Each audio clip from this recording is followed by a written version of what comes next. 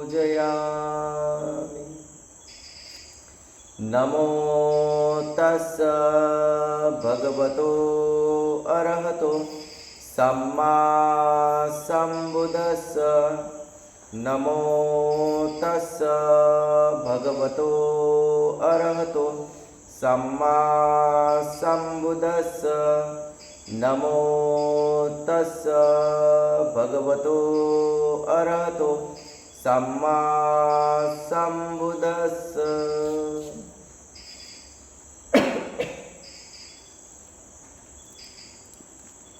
तथागतरं सम्यक संबुद्धांना त्रिवार वंदन आणि त्यांच्या सुख्यात अशा सद्धम्माला सुद्धा त्रिवार नमन। आर्य श्रावक संघाला वंदन करून परमपूज्य बोधिसत्व डॉक्टर बाबासाहेब आंबेडकरांना सुद्धा वंदन करतो की ज्यांनी इतका अनुत्तर धम्म आपल्याला दिला।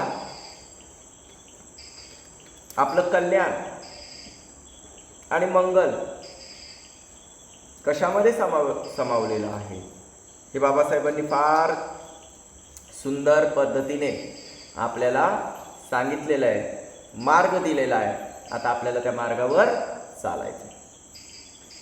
तर आपण गेल्या अनेक दिवसांपासून सारीपुत्त बनतेबद्दल, महाश्रावकांबद्दल ऐकत आहोत, महाश्रावकांबद्दल जाणत आहोत।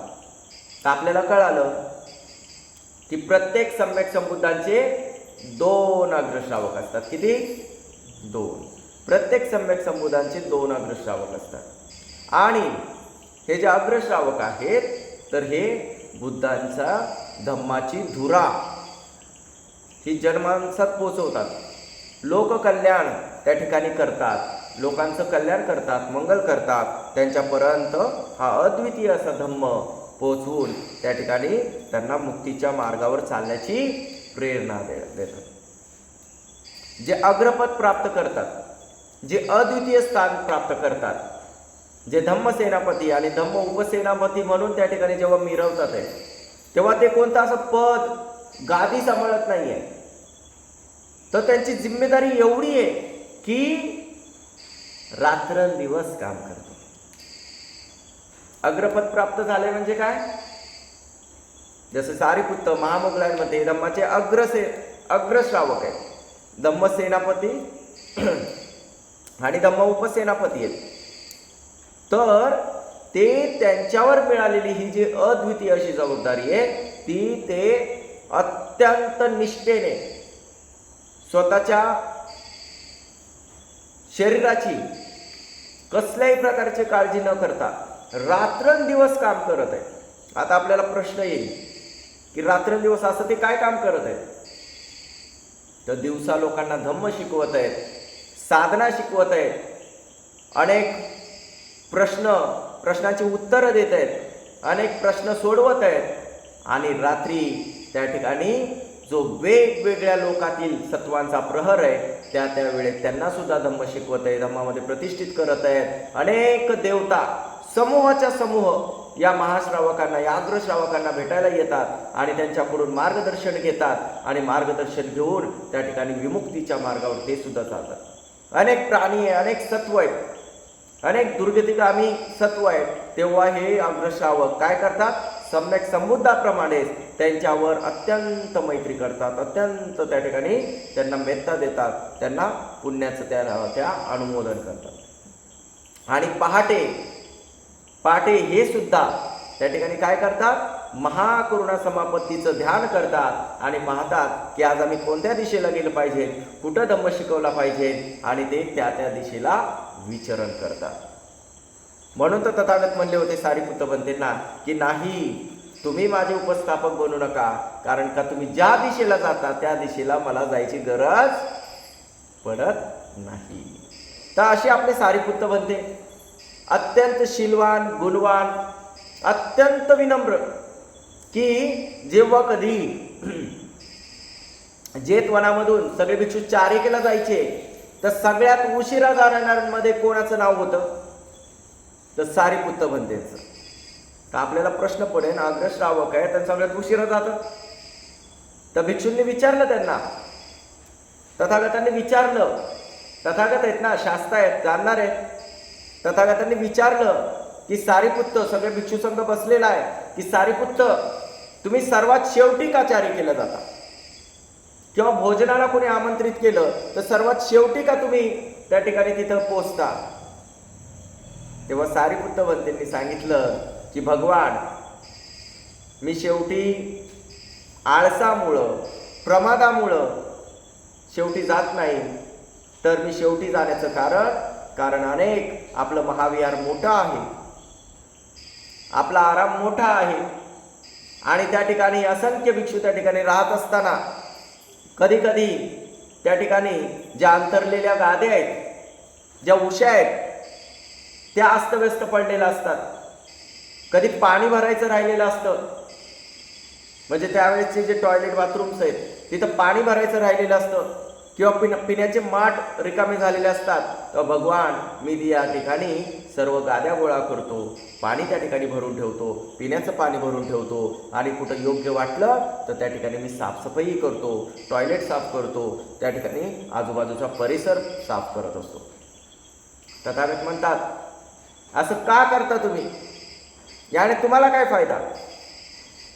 तेव्हा सारीपुत्त बनते म्हणतात, तथागत, आपल्या विहाराला, आपल्या जेतवनाला, आपल्या पूर्वारामाला अथवा आपल्या वेळुवनाला भेट देण्यासाठी अनेक श्रमण ब्राह्मण, अनेक विद्वान, अनेक राजे महाराजे नेहमी निरंतर येत राहतात. आणि त्यांनी जर असं अस्ताव्यस्त आपले विहार जर त्यांच्या निदर्शनास आलं तर ते काय म्हणतील, पहा श्रमण गौतमाचे शिष्य, बघा ते बुद्धांचे शिष्य कसे आहेत, अशा पद्धतीने अस्वच्छ आहेत, असंयमित आहेत. आणि म्हणून तथागत, मी कोणीही आपल्या धम्माला, आपल्या संघाला, आपल्या धम्माला, आपल्या तथागतांना कुणी नावं ठेवू नये, याच्यासाठी मी अशा पद्धतीने तयारी करून मग चार्य केलं जातं. तर एकदा काय होतं, याच सारीपुत्त हे जे बंदीजी आहेत यांच्या जीवनातली एक घटना आहे की एकदा नगरामध्ये त्या ठिकाणी फार मोठा दान उत्सव त्या ठिकाणी आयोजित केलेला असतो. आणि आयोजित केल्यानंतर वर्षवासाचाच काळ असतो, आणि या वर्षवासाच्या काळामध्ये या संपूर्ण संघाला त्या नगरामध्ये भोजनाला बोलवलेलं असतं. तर प्रत्येकजण आपापल्या कृतीप्रमाणे, कुणी 500 भिक्षूंना, कुणी 1000 भिक्षूंना, कुणी 500 भिक्षूंना, कुणी 200, कुणी 100, कुणी 50, कुणी 20, कुणी 30, कुणी 10, कुणी 5 अशा भिक्षूंना येऊन आधीच नोंद करून ठेवतात. आनंद बनतेकड त्या ठिकाणी येऊन त्या ठिकाणी सांगून ठेवतात की माझ्याकडे एवढे एवढे भिक्षू पाठवा. आणि एकदा काय होतं, एका भिक्षूकडे ती जबाबदारी असते की आम्हाला सुद्धा, म्हणजे लोक येऊन तिथं नोंद करायचे, आणि नोंद करून त्या ठिकाणी काय करायचे, एका उपासकाकडे जबाबदारी होती. ती एका उपासकाने ती जबाबदारी हे केली होती की लोक यायचे, त्यांच्यापाशी सांगायचे की आमच्याकडे 100 पाठवा, आमच्याकडे 50 पाठवा, आमच्याकडे 10 पाठवा, आमच्याकडे 5 पाठवा. आणि सगळे लोक आले आणि त्यांनी तशा पद्धतीने नोंदी केल्या. आणि त्याच्यामध्ये एक म्हातारी आली. त्याच्यामध्ये काय आलं, एक आजीबाई आली. आणि त्या आजीबाईने काय केलं की महाराज, मी पण या भोजनदानामध्ये सहभागी होऊ इच्छिते आणि मला एक बंदेजी द्या. काय म्हणले, मला एक भिक्षू त्या ठिकाणी द्या. आणि एक भिक्षू त्या ठिकाणी द्या म्हटल्यानंतर तो जो लिहिणारा होता, म्हणजे नोंद करणारा होता, तो म्हणला काय एक चल भेटून जाईल, लिहिता येईल. म्हणून त्यांनी काय केलं, तिचं नावच लिहिलं नाही. आणि मग दुसऱ्या दिवशी लोक आले, आणि लोक जेव्हा आपापल्या घरी भिक्षूंना घेऊन चालले तेव्हा ती आजीबाई पण आली. आणि आजीबाई पण आल्यानंतर त्या ठिकाणी झालं काय, त्या ठिकाणी अशी घटना घडली की ती आजीबाई सुद्धा आली आणि म्हणाली माझ्या घरी एका भिक्षूला पाठवा. तर ते नाव शोधायला लागले, तुमचं तर नावच नाही. तर ती म्हणते नाही, मी काल आलते, सांगितलं होतं की मला एक भिक्षू पाठवा. तर ते म्हणतात नाही नाही, सगळे भिक्षू तर चारिकेला गेलेले आहेत. ती म्हातारी जोरजोरात रडायला लागती, आरडाओरडा करायला लागती, असं करू नका, मला पापात पाडू नका, माझा नाश करू नका, माझा सर्वनाश करू नका, मला कोणीतरी द्या, मला कोणीतरी एक भिक्षू मला द्या, एक भिक्षू द्या. ते म्हणायला लागले की नाही, आता मी काहीच करू शकत नाही. तोही घाबरला ते आरडाओरडा करून. तुम्ही कुणाला तरी विचारा आणि कुणाच्यातलं एक घेऊन जा. लोक म्हणायचे नाही नाही, आम्ही 100 सांगितलेत, आम्ही 50 सांगितलेत, आम्ही 20 सांगितलेत, आम्ही 10 सांगितलेत, आम्ही 5 सांगितलेत, आम्ही आमच्यातले देणार नाही. ती म्हातारी आजीबाई अजून कालवा करतीये, अजून कालवा करतीये. आणि इतका सगळा गोंधळ नगरामध्ये झाला. आता नगरामध्ये झाल्यानंतर तेवढ्यात लोक प्रश्नांची उत्तरं विचारण्यासाठी त्या ठिकाणी सारीपुत्त बंदेंचं मार्गदर्शन घ्यायचे. तर आता तो माणूसही घाबरला, अरे ही तर माझी आता फारच बेइज्जती होईल, लोक मला नावं ठेवतील, शास्ता पण मला नावं ठेवतील. तेव्हा ते म्हणतात एक काम कर, तू सारीपुत्त बंदेंना त्या ठिकाणी विचार, ते उत्तम आहेत, ते नक्की तुला काहीतरी मार्ग सांगतील. ती जाते सारीपुत्त बंदेंकडं. तर सारीपुत्त बंदेंना आधीच भोजनदान आहे. तर सारीपुत्त बंते म्हणतात मी तर येऊ शकत नाही. ते येऊ शकत नाही म्हणलं तर अजून आरडाओरडा. ती म्हातारी म्हणजे इतकी जोरात कालवा करते, इतकी रडते की मी एकतर तयार होत नव्हते. काय? मी एकतर तयार होत नव्हते या भोजनदानाला. कशी तर तयार झाले. आमच्या आजूबाजूच्या लोकांनी म्हणले लय पुण्य असतं, लय पुण्य असतं, चांगलं असतं, सर्वश्रेष्ठ असतं, जीवनात अपूर्व पुण्य प्राप्त होत असतं. आणि त्या ठिकाणी मी कशी तरी काल म्हणजे माझ्या अंगापेक्षा जास्त मी काम केलं, मेहनत केली, त्यातून मला त्या ठिकाणी जे मिळालं त्या मिळकतीतून मी भोजनदान द्यायला तयार झाले. आता भोजन माझ्या घरी तयार आहे आणि हे म्हणतात भिक्षू नाही. आता काय करायचं? एक तर मी तयार होत नव्हते, ह्यांनी मला तयार केलंय, मला काही करून एक भिक्षू द्या. तेवढेच सारीपुत्त म्हणते प्रज्ञावानांमध्ये अग्र. ते काय म्हणतात की हे आई, हे माते, तू चिंता करू नको, कारण अजून वेळ गेलेली नाही. काय? अजून वेळ गेलेली नाहीये. सगळे भिक्षू जरी गेले असतील तरी एक भिक्षू विहारात आहे. ती म्हणते काय? हुरूप येते तुला, आनंद होतो. एक भिक्षू विहारात आहे. कोण आहे? मी जाते. तू जा जा.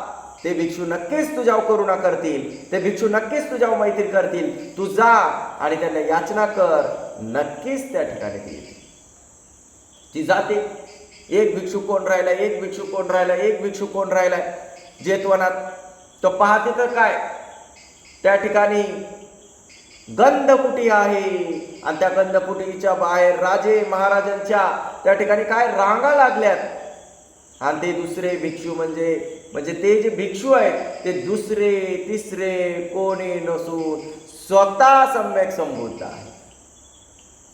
आणि लोक गंधकुटीचं दार कधी खोलणार आहे म्हणून वाट बघत आहे.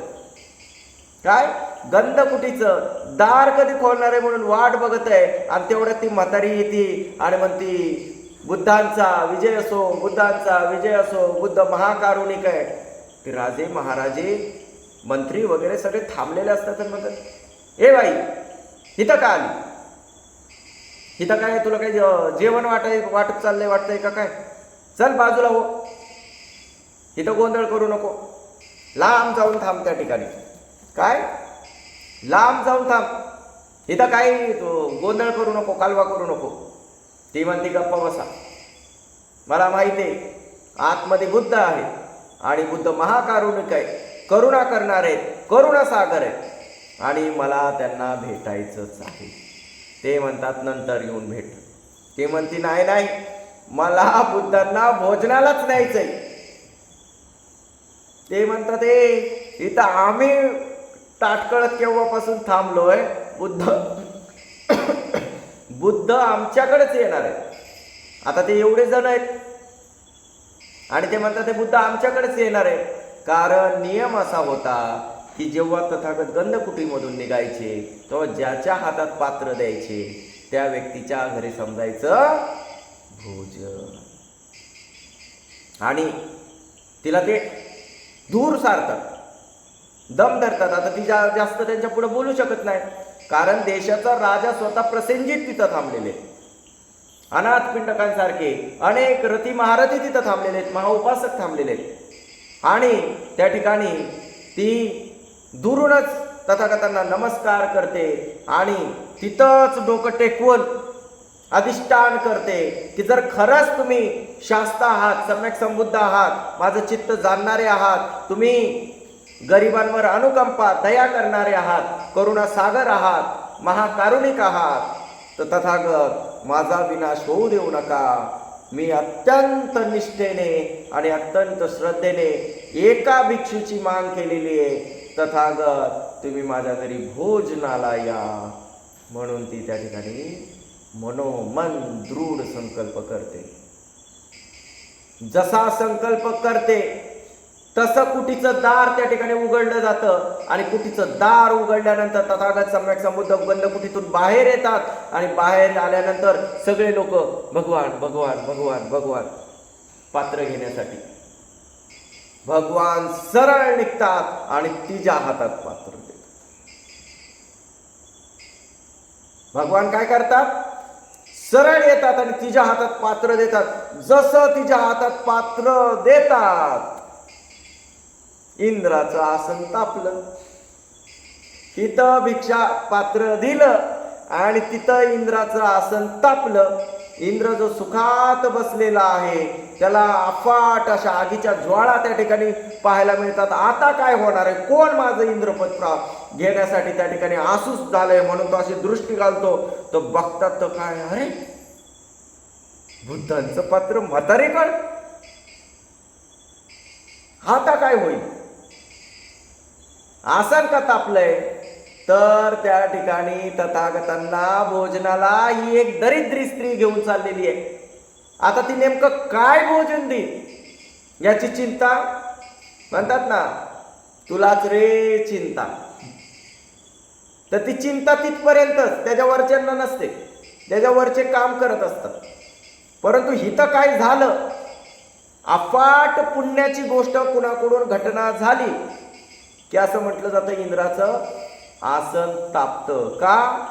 कारण का त्याला भीती असते, कोणी इंद्रपदाची तर कामना करणार नाही ना. कारण इंद्रपदाची कामना केली तर माझं पद जात आहे.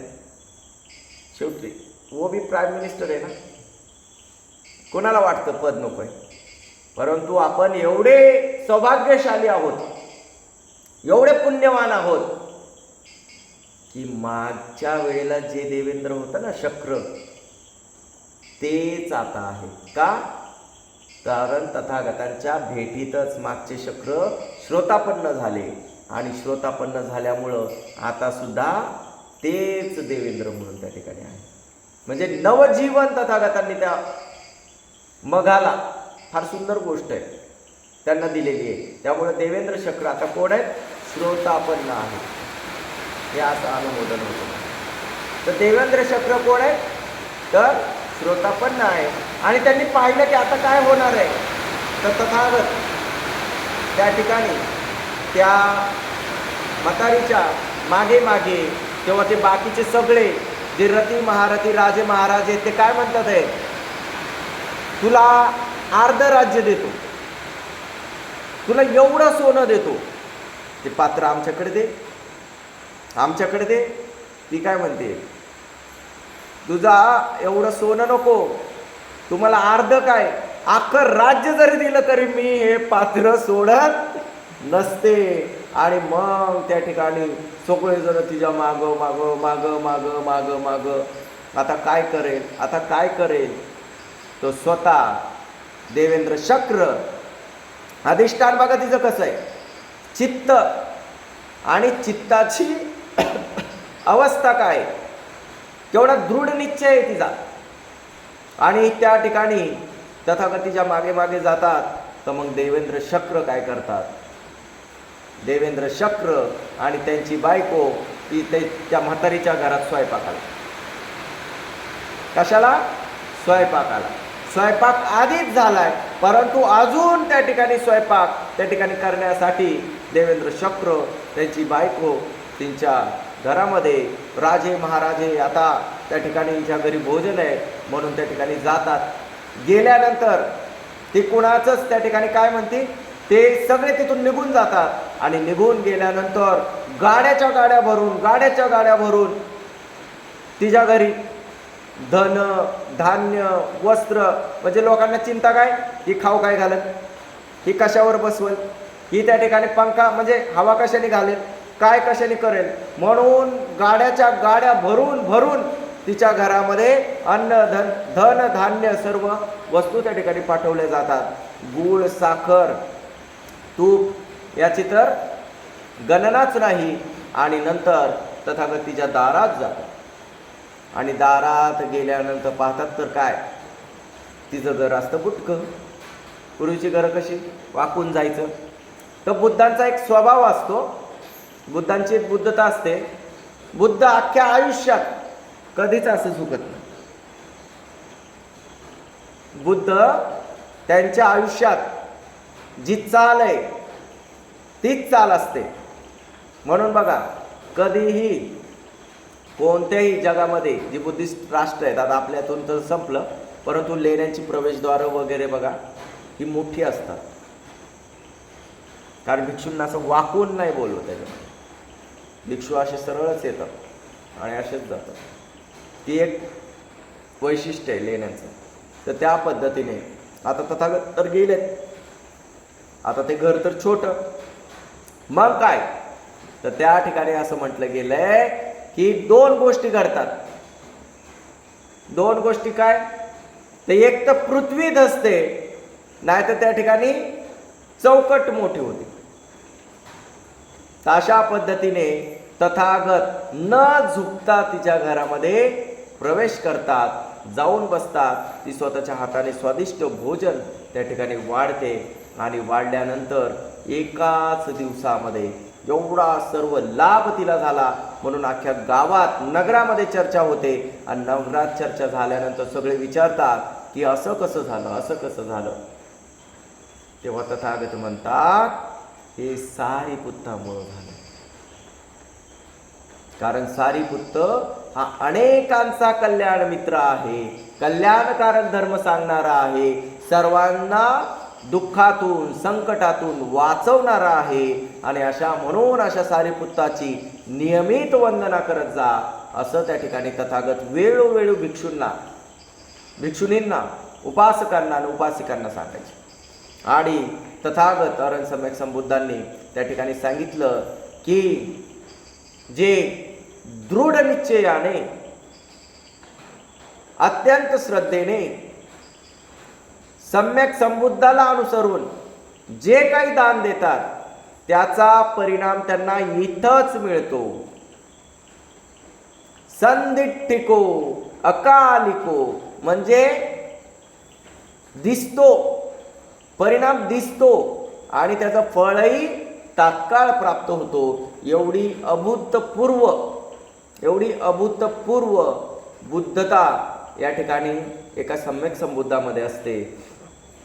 कारण एक सम्यक संबुद्ध जेव्हा एखादा व्यक्ती बनतो तेव्हा तो फक्त त्या ठिकाणी पारमितांची पूर्तता नाही करत, तर ते एवढं पुण्यकर्म करत आलेला असतो की असंख्य सम्यक संबुद्धांना बघून ते मनामध्ये अशी इच्छा करत असतात, अरे मला पण असंच बनायचंय. आणि म्हणून ते त्या पुण्यकर्माचं, त्या कुशल कर्माचं आपल्या मनाद्वारे त्या ठिकाणी साधुकार देत असतात, आपल्या मनाद्वारे ते संपन्न करत असतात. नंतर असंख्य जन्म ते आपल्या वाचेने ते संकल्प बोलून दाखवतात की भगवान मला सुद्धा तुमच्यासारखं बनायचंय, आणि असंख्य सम्यक संबुद्धांना ते वाणीद्वारे बोलून दाखवतात. बघा, असंख्य सम्यक संबुद्धांना पाहून ते मनामध्ये संकल्प करतात, मला असं बनायचंय. असंख्य सम्यक संबुद्धांसमोर ते वाणीने बोलून दाखवतात आणि जेव्हा पक्क होतं की नाही मला आता असंच बनायचंय आणि त्याच्यासाठी मी काही करायला तयार आहे, तेव्हाच एखादे सम्यक संबुद्ध ते पाहून बघतात की खरंच आता याचा पूर्ण दृढ निश्चय झालाय का. मग तेव्हा ते घोषणा करतात की हा आजपासून 16, आजपासून 12, आजपासून 8 किंवा आजपासून 4 असंख्य 1,00,000 कल्पानंतर तू बुद्ध होशील. हा टेस्टर सम्यक संबुद्धांपाशी असतो. ही बुद्धता, ही दृढता आणि ही दृष्टी फक्त सम्यक संबुद्धांकडे असते. म्हणून तर 4 असंख्य 1,00,000 कल्पापूर्वी दीपंकर भगवान बुद्धांनी बघितलं की अरे याच्या निश्चयाची दृढता कधीपासून आहे. म्हणजे असंख्य कल्प याने मनात विचार केलेला आहे. असंख्य बुद्धांना पाहून याने वाणीद्वारे ते बोलून दाखवलेलं आहे आणि आता तो त्या अवस्थेमध्ये परफेक्ट त्या ठिकाणी म्हणजे दृढ झालेला आहे, अधिष्ठान झालेलं आहे, दृढ निश्चयी झालेला आहे. आणि मग किती काळ लागेल तर त्यानुसार म्हणजे तो प्रज्ञावान आहे का, की त्याच्यामध्ये श्रद्धा जास्त आहे, की तो मेहनत करून होणार आहे, या 3 अवस्थानुसार सम्यक संबुद्ध घोषणा करत असतात. जर एखाद्या व्यक्तीमध्ये सम्यक संबुद्ध बनण्याची दृढ संकल्प असेल आणि तो प्रज्ञेने पारमिता पूर्ण करणारा असेल, प्रज्ञापूर्वक संकल्प करणार असेल, तर त्याला 4 असंख्य 1,00,000 कल्प लागतात. एखादा व्यक्ती जर श्रद्धा भावनेने, श्रद्धायुक्त चित्ताने जर सम्यक संबुद्धीसाठी जर प्रयत्न करणार असेल तर त्याला 8 असंख्य 1,00,000 कल्प लागतात. आणि एखादा व्यक्तीचा मेहनत करून श्रमाने स्वतःच्या वीर्यावर, स्वतःच्या शक्तीवर त्याचा प्रचंड विश्वास आहे आणि मी हा पारमिता पूर्ण करणारच, मग त्याच्यासाठी मला किती मेहनत करावी लागेल, मी मागे हटणार नाही, अशा जर कुणाचा संकल्प असेल तर त्याला 16 असंख्य 1,00,000 कल्प लागतात. आहे ना फरक. सगळ्यांचा कालावधी समान नाही. पण जेव्हा कोणीही असो, 4 असंख्यवाले असो, 8 असंख्यवाले असो, नाही तर 16 असंख्यवाले असो, जेव्हा ते बुद्ध होतात, जेव्हा ते सम्यक संबुद्ध होतात, तर तेव्हा हे बुद्ध श्रेष्ठ आणि हे बुद्ध कनिष्ठ किंवा हे बुद्ध लय भारी आणि ते बुद्ध कमी भारी असं राहत नाही.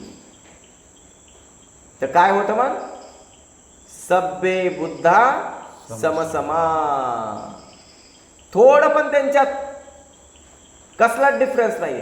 सब्बे बुद्धा समसमा, सब्बे बुद्धा महिंदिका. महिंदिका एकदम पॉवरफुल आहे, स्ट्रॉंग आहे. सब्बे दसबलुपेता, सर्वांकडे दसबलच असतं. म्हणून तर म्हणतात दसबल तनुजंग. अशात आमच्या दशबलांचे बोधिचित्ते, आम्ही त्यांना वंदन करतो. दसबल तनुजंग, दसबलुपेता वैसारजाहुपागता. ते वैशारद आहेत, मास्टर्स आहेत, ते त्याच्यामध्ये अनुभवी आहेत, त्यांच्यासारखा अनुभवी कोणी नाहीये, असे ते बुद्ध आहे. सब्बे बुद्धा समसमा. आजकाल आपण अनेक बुद्ध पाहतो आणि मग म्हणतो हे बुद्ध खूप छान आहे, हे बुद्ध खूप छान आहे, हे बुद्ध खूप सुंदर चित्र आहे, त्या बुद्धांचा स्तूप खूप छान आहे. तेव्हा आपण समजून घेतलं पाहिजे की बुद्धांमध्ये कधीच कोणता भेद नसतो. बुद्ध म्हणजे बुद्धच, आणि बुद्ध म्हणजे धम्मच शिकवतात, आणि बुद्ध म्हणजे निर्वाणाकडेच नेतात, आणि बुद्ध म्हणजे विमुक्तीच प्राप्त करून देतात, अष्टांगच मार्ग शिकवतात, त्यांनाच बुद्ध म्हणतात. विमुक्ती ज्ञान दर्शन संपन्न असे ते तथागत असतात. तर असे तथागत महाकारुणिकनाथ असतात. कसे असतात, करुणा करणारे. त्यांनी विचार केला का, नाही. तर त्यांनी काय केलं, तर त्यांनी त्या आजीबाईवर, त्या म्हाताऱ्या स्त्रीवर अनुकंपा केली, आणि अनुकंपा केल्यानंतर एकाच दिवशी, त्याच दिवशी तिला सर्व प्रकारचे लाभ मिळाले. तर हे लाभ कशाने मिळाले,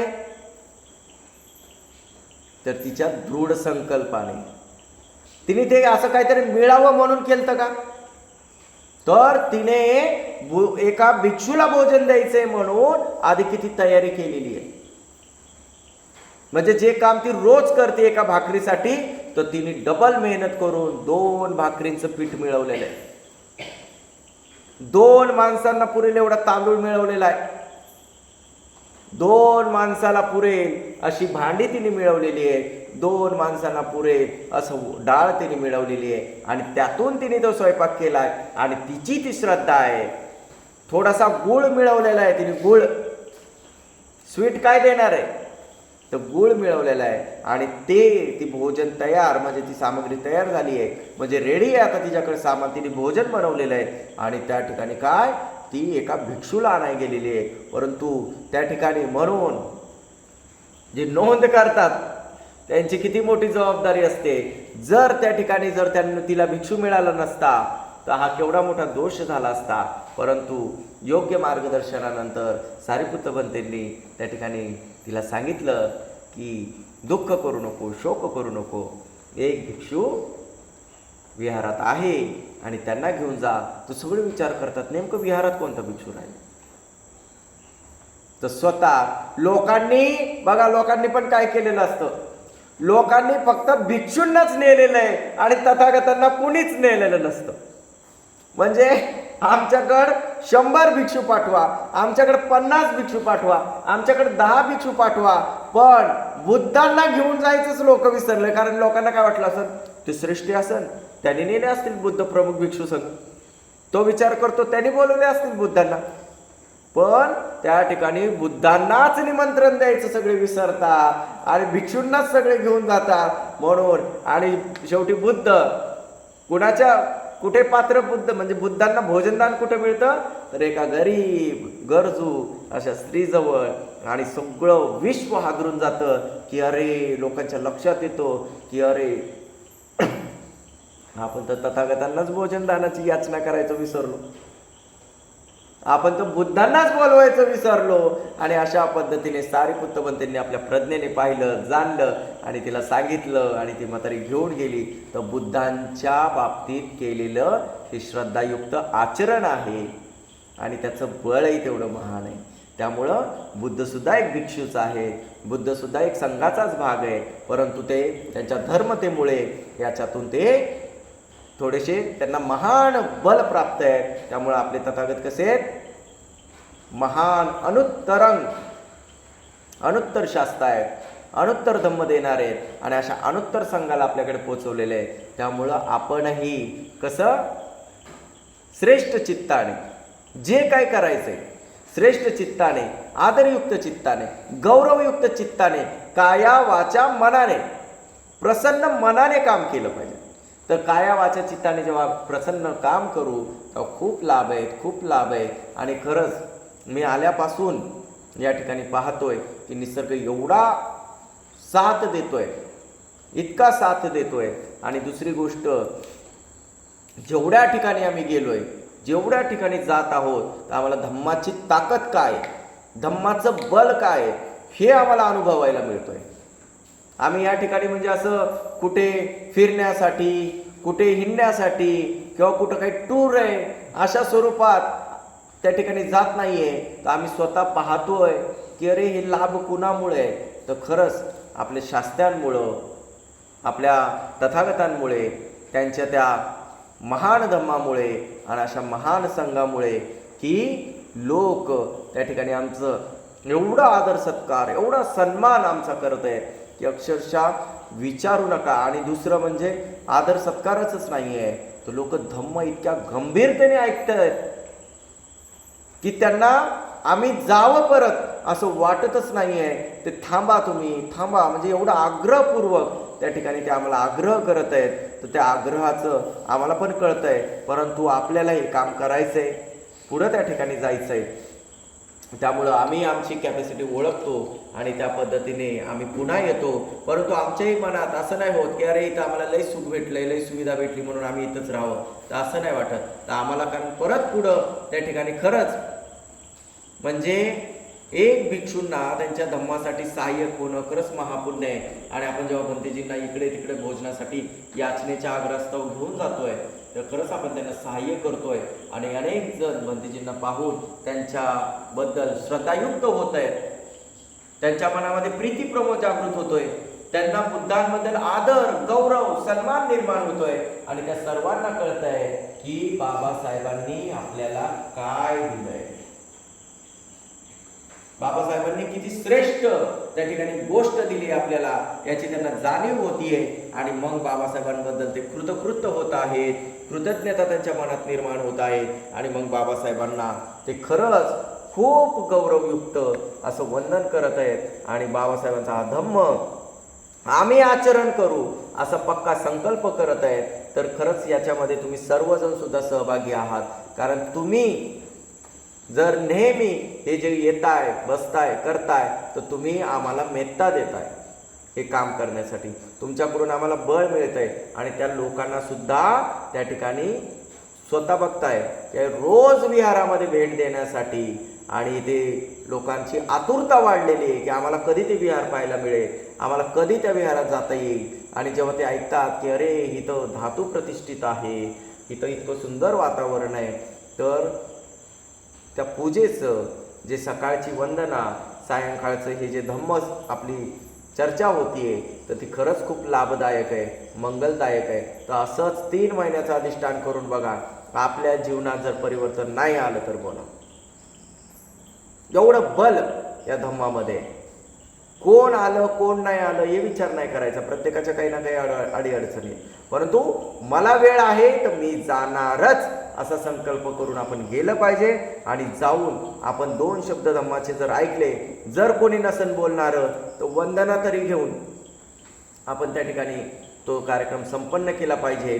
तर असं वातावरण या आपल्याला खरंच खूप अनुभव येतात आहे. आणि त्यातून खूप लाभ आहेत, धम्मामध्ये अनुत्तर लाभ आहेत, लाभच लाभ आहेत, ते लाभ आपण घेतले पाहिजे.